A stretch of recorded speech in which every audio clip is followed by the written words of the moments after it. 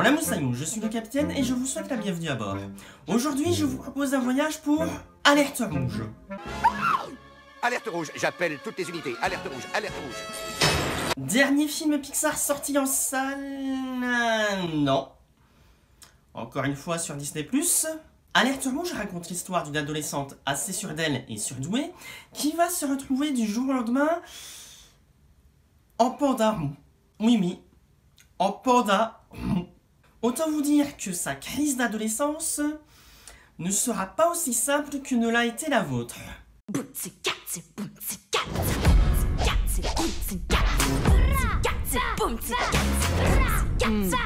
chaud.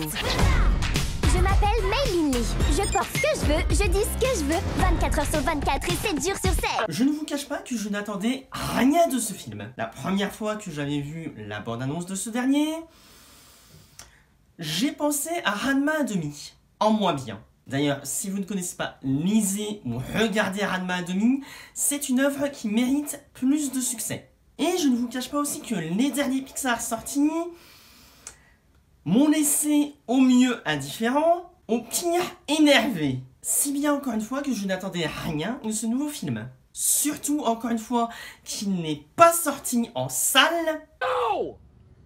Non! Et donc j'ai lancé le visionnage de ce film sur Disney+, avec une certaine appréhension.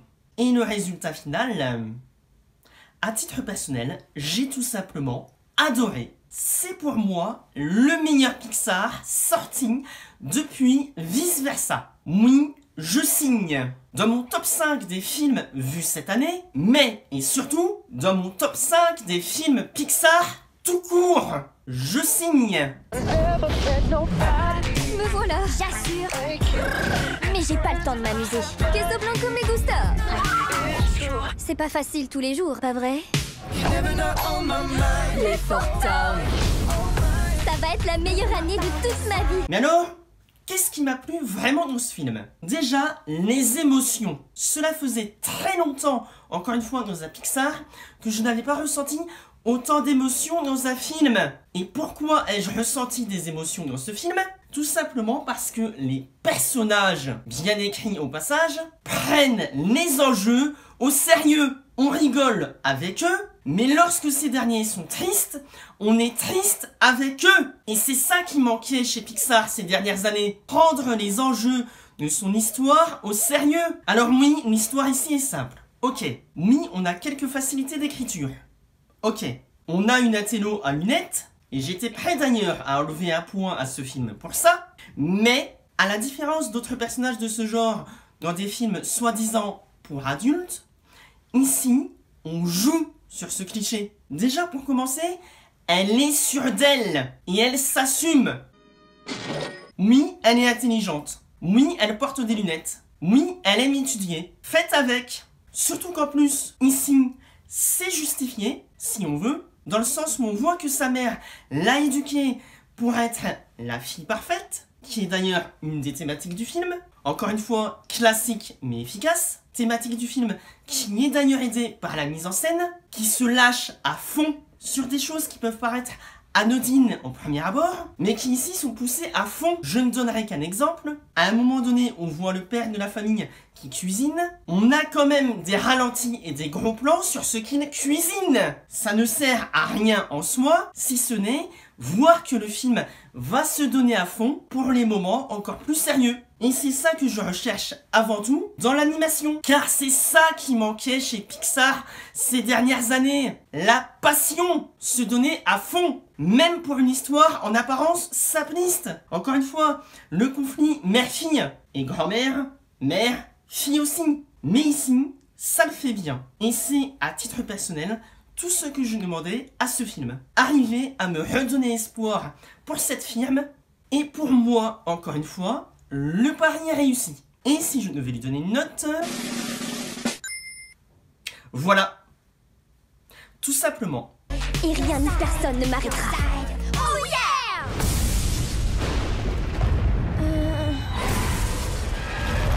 Oh. Non. Mei, le petit déjeuner est prêt. J'arrive.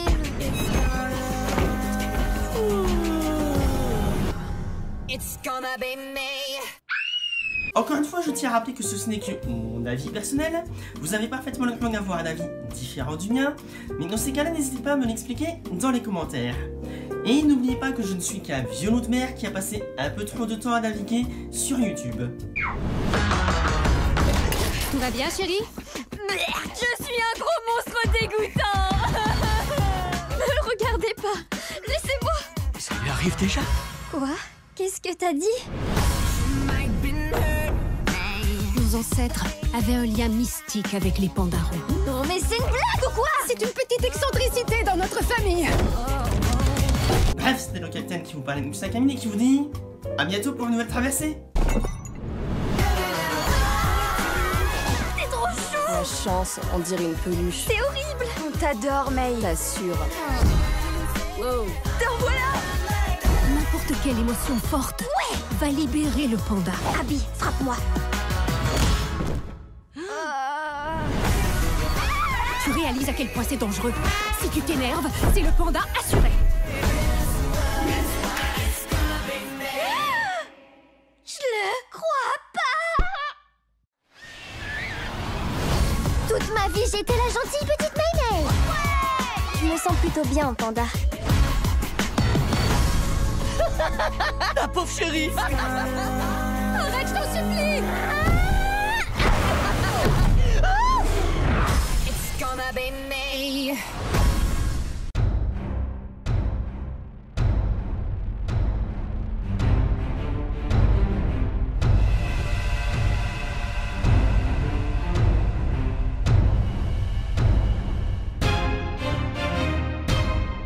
Alerte rouge! Alerte rouge! Alerte rouge! Alerte rouge! Alerte rouge! Alerte rouge! En avant! Marche! Suivez-moi! Alerte rouge! Alerte rouge! Alerte rouge! Alerte rouge! Sonnez la chair! Alerte rouge! Alerte rouge! Alerte rouge! Alerte rouge! Geronimo! Navarro! Pocan! Alerte rouge! Alerte rouge! Alerte rouge! Alerte rouge! Alerte rouge! Surtout pas un geste où on va se tirer dessus les uns les autres. Génie! Par toi, petit, ce type a un casier aussi grand que ma penderie. Génie! Je te présente mon père. Repos les mecs, vous avez le droit de fumer.